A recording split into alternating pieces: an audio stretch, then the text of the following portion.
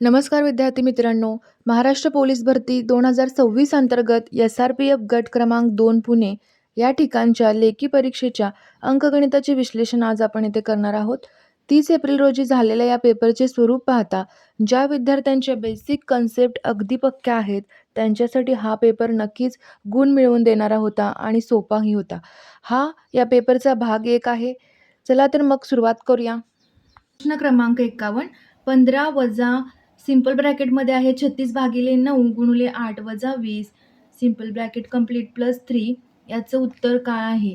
तर प्रश्न हा पुन्हा लिहून घेऊया आपण. 36 भागिले 9 गुणिले 8 वजा 20 अधिक 3 बरोबर किती असं विचार. आता इथे बॉडमास रूल यूज करतोय आपण.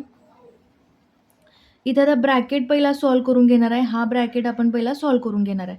आता हे काय आहे 9 त्या ब्रॅकेटमध्ये आपल्याला इथं काय करावं लागेल, पहिला डिव्हिजन करावं लागेल. ब्रॅकेट नंतर पहिला डिव्हिजन, त्यानंतर मल्टिप्लिकेशन करा. डिव्हिजन करून घेऊया. 9 चोक 36.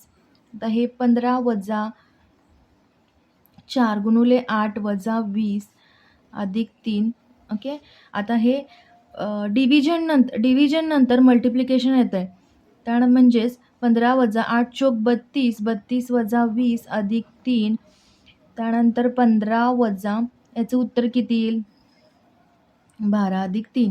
आता मल्टिप्लिकेशन झालं. आता ॲडिशन येईल. ॲडिशन म्हणजे 15 अधिक 3 किती होईल 18 होईल. 18 वजा 12 आपलं उत्तर येईल 6. पर्याय क्रमांक ए आपलं उत्तर असेल. प्रश्न क्रमांक 52. हा प्रश्न आहे असा पुन्हा लिहून घेऊया.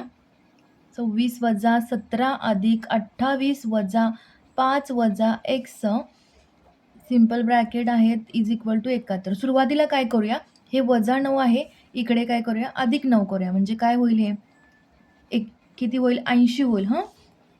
म्हणजे इकडे काय राहील 26 वजा 17 अधिक 28 वजा 5. त्यानंतर सिंपल ब्रॅकेट. आपण हा बॉडमास रूल इथं यूज करणार आहे. बॉडमास रूल काय सांगतो तर पहिला ब्रॅकेट जे असतात ते सॉल्व करा. मग ब्रॅकेट सॉल्व करूया. हे वजा 5 आत जाईल, वजा 5 होईल. हे वजा आत गेल्यावर वजा वजा काय होईल अधिक होईल. आता हा रूल माहीत पाहिजे तुम्हाला. यासाठी प्लस प्लस प्लस होतं, प्लस मायनस मायनस होईल, मायनस प्लस मायनस होईल आणि plus plus minus minus plus होत आहे. ओके. तर इथे काय बघा 26 वजा हे काय होईल 17 अधिक 28. आता या 28च्या सुरुवातीला पण एक ब्रॅकेट आहे, तो आपण लिहिला नव्हता. तर 17 अधिक आता हे 28 वजा 5 किती होईल 23 होईल आणि अधिक x होईल. पुन्हा सॉल्व काय करायचं आहे आपल्याला 26 वजा आता हे दोघांचे ॲडिशन किती होईल 40 होईल. 17 अधिक 23 40 होईल. हे x बरोबर 80. त्यानंतर 26 वजा 40 हा वजा पुन्हा आत जाईल. हे वजा अधिक काय होईल वजा अधिक काय होईल वजा होईल. x बरोबर 80 होईल. आता यांची काय करूया 80 अधिक 40 होईल. हे वजा 40 इकडे अधिक 40 होईल आणि वजा 26 होईल वजा x. याची व्हॅल्यू किती येईल 120 वजा 26 94 मायनस x. म्हणजे x बरोबर काय आलं वजा 94 आपलं हे उत्तर असेल. पर्याय क्रमांक सी आपलं उत्तर असेल. x बरोबर वजा 94. प्रश्न क्रमांक 53. सुरुवातीला हा प्रश्न आपण लिहून घेऊया. 2^2 3 into 2^2 bracket complete 2^4 is equal to 2^m-5.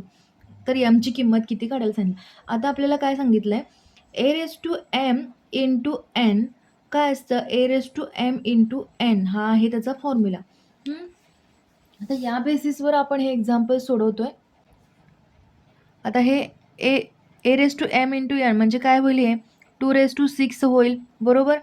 त्यानंतर 2^2 इंटू 1 काय होईल 2^2 होईल आणि पुन्हा ह्या ब्रॅकेटचा काय आहे 4 आहे इज इक्वल टू 2^m-5. आता हे 2^2 इंटू 2^6 होईल इंटू हे 2 इंटू 4 किती होईल 8 होईल 2^8 होईल बरोबर 2^m-5. आता इथे सगळीकडे काय आहे बेस समान आहे म्हणून काय लिहू शकतोय आपण ज्यावेळी a^m इंटू a^n असेल त्यावेळी a^m+n घातांकांच्या नियमावर बेस्ड हे एक्झाम्पल आहे. a⁻m × a⁻n काय होतं, जेव्हा बेस समान असतो त्यावेळी घातांकाची बेरीज होते. मग 2⁻2 + 6 + 8 होईल बरोबर 2⁻m-5 होईल. आता इथे बेस समान आहे त्यामुळे आपण घातांक इक्वलाइज करू शकतोय. 2 + 6 + 8 बरोबर m-5. 8 आणि 7 14, 15 16 आणि हे -5 आहे. इकडं काय होईल, या साईडला घेताना -5 आहे, इकडे घेताना काय होईल +5 होईल. यमची व्हॅल्यू काय येईल 21 येईल. एमची व्हॅल्यू येईल 21. आपल्या ऑप्शनमध्ये कुठेच दिसत नाही एमची व्हॅल्यू 21, पण आपलं उत्तर आहे m = 21. ऑप्शन चुकीचे आहेत हे. चला वळूया पुढच्या प्रश्नाला. प्रश्न क्रमांक 54.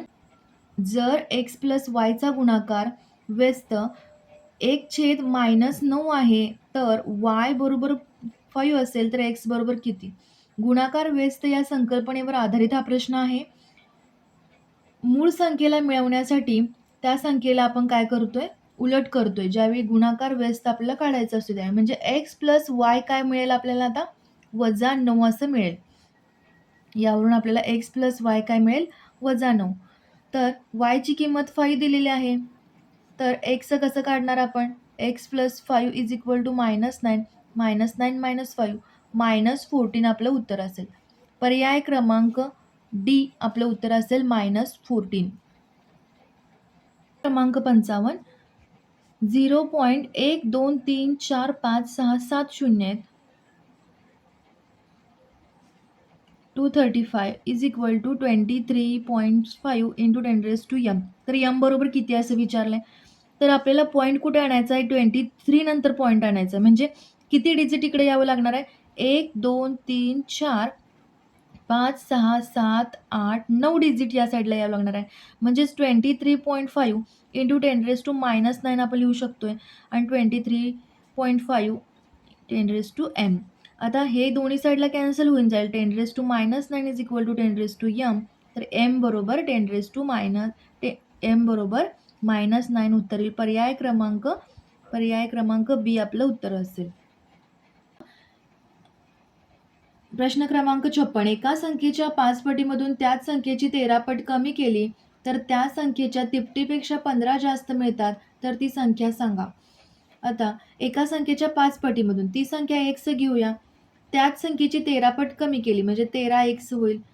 तर त्या संख्येच्या तिपटीपेक्षा 15 जास्त मिळतात, तर ती संख्या सांगा. आता हे सॉल्व्ह केल्यावर उत्तर जे येणार आहे ते आपलं उत्तर असेल. याचं उत्तर किती येईल, 3x + 15 आहे. म्हणजे हे किती होणार आहे, -8x होईल. -8x - 3x बरोबर 15 येईल. म्हणजे -11x बरोबर 15. xची व्हॅल्यू आली 15/11 -15/11 ही व्हॅल्यू ऑप्शनमध्ये कुठेच दिसत नाही. एक तर ह्या प्रश्नामध्ये फॉल्ट आहे, प्रश्न हा चुकीचाच आहे 100%. xची व्हॅल्यू येईल -15/11.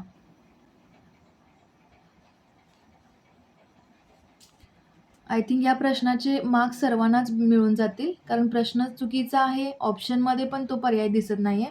त्यामुळे वळूया पुढच्या प्रश्नाला.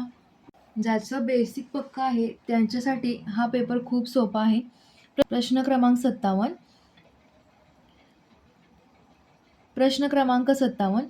जर एका संख्येच्या दुपटीपेक्षा 3 ने लहान असलेली संख्या ही त्या संख्येच्या तिपटीपेक्षा 2 ने अधिक असणाऱ्या संख्येइतकी असले तरी त्या संख्येच्या 5 पटीपेक्षा 5 ने लहान असलेली संख्या निवडा.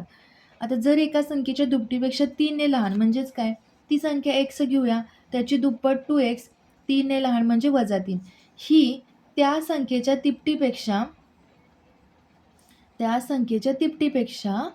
2 ने अधिक असणाऱ्या संख्येइतकी आहे. म्हणजेच 2x - 3 बरोबर 3x + 2 लिहू शकतोय आपण.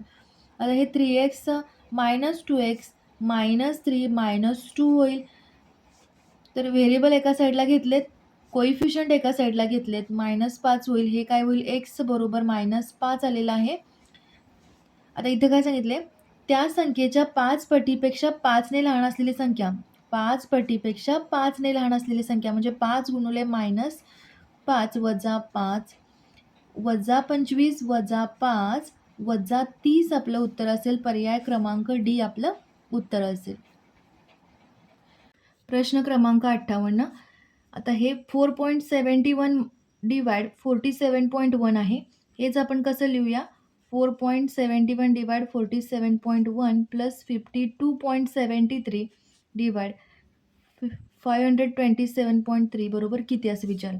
आता इथं पॉईंट काढून टाकूया. मग काय होईल? 471 गुणिले 10⁻² होईल आणि 471 गुणिले 10⁻−1 होईल. कारण इथे 2 डिजिट आहेत पॉईंट नंतर म्हणून -2 आला. इथे पॉईंट नंतर 1 डिजिट आहे म्हणून -1 आला. त्यानंतर 5273 10⁻² होईल आणि 5273 10⁻−1 होईल. आता हे x घेऊया. हे दोन्ही कॅन्सल होऊन जातील. आता 10⁻² ज्यावेळी हा अंश स्थानाला येईल त्यावेळी काय होईल? 10⁻+1 होईल. त्यानंतर 10⁻² हा इंटू 10⁻+1 होईल x. म्हणजे आता काय करूया? a⁻m इंटू a⁻n काय होतं? घातांकांची बेरीज होते m+n म्हणजेच काय होईल? 10⁻² + 1 होईल प्लस 10⁻² + 1 होईल बरोबर x. आता हे आपल्याला बेसिक रूल माहीत असले पाहिजेत. प्लस प्लस प्लस होत आहे. Plus minus minus minus plus minus होईल आणि मायनस मायनस प्लस होईल. म्हणजेच काय? आता हे मायनस आणि प्लस आहे. मायनस आणि प्लसमध्ये त्यांची वजाबाकी होईल. म्हणजे 2 - 1 काय होईल? 1 आणि मोठ्या संख्येचं चिन्ह काय? मोठी संख्या आहे 2 त्याचं चिन्ह काय आलं? +1 अधिक 10. आता इथं मायनस सेमच आहे हे त्यामुळं सेम येईल. आता हे आपण कसं लिहू शकतो? 10⁻−1 म्हणजे 1/10 लिहू शकतोय बरोबर. म्हणजे आता बेस समान आहे म्हणून इथं काय होईल? आहे म्हणून 1 + 1 2 होईल x. म्हणजे xची व्हॅल्यू काय येईल? 0.2. पर्याय क्रमांक बी आपलं उत्तर असेल. आता हे 0.05 3 वेळा गुणाकार आहे. याचं होईल 5 × 5 = 25, 25 × 5 = 1,200 होईल. प्रत्येक पॉईंट नंतर 2 घरे आहेत त्यामुळे 6 डिजिट नंतर पॉईंट येणार आहे. पॉईंट नंतर 6 घरे असतील बरोबर. गुणुले m बरोबर 0.125 mची व्हॅल्यू फाइंड करायची आपल्याला इथे. इथे हेच काय लिहूया आपण? 125 × 10⁻6 लिहूया आणि हे लिहूया 125 × 10⁻³ कारण पॉईंट नंतर इथे 3 घरे आहेत म्हणून -3 केले आणि पॉईंट नंतर 6 घरे आहेत म्हणून -6 केले. m कसं लिहितोय आपण? 125 गुणुले 10⁻³ 125 गुणुले 10⁻6 हे दोन्ही कॅन्सल होईल. 10⁻³ इंटू आता हे मायनस आहे.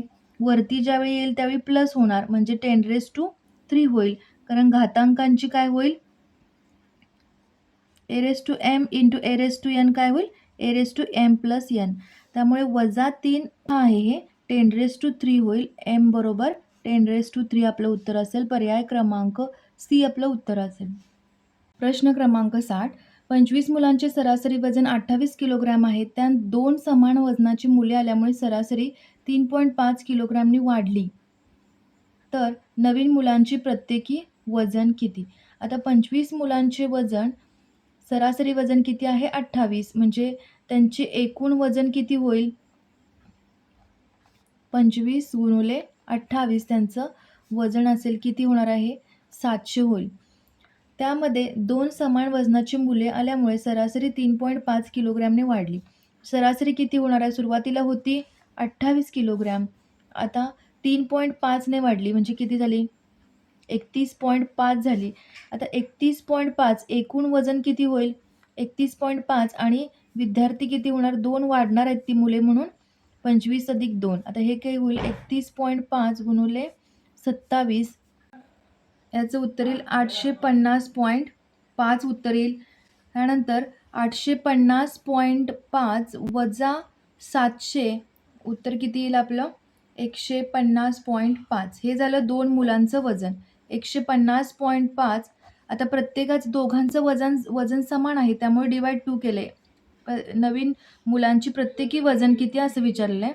बे 14, बे 10, बे 4 आणि 5 बे 10 75.25 किलोग्रॅम. ऑप्शन क्रमांक ए आपलं उत्तर असेल. आजच्या या पेपरवरून आपण हे शिकलो, की केवळ पाठांतर न करता विषयाचा पाया समजून घेणे किती गरजेचे आहे. ज्यांचा बेसिक अभ्यास भक्कम आहे त्यांनी आज नक्कीच बाजी मारली असेल.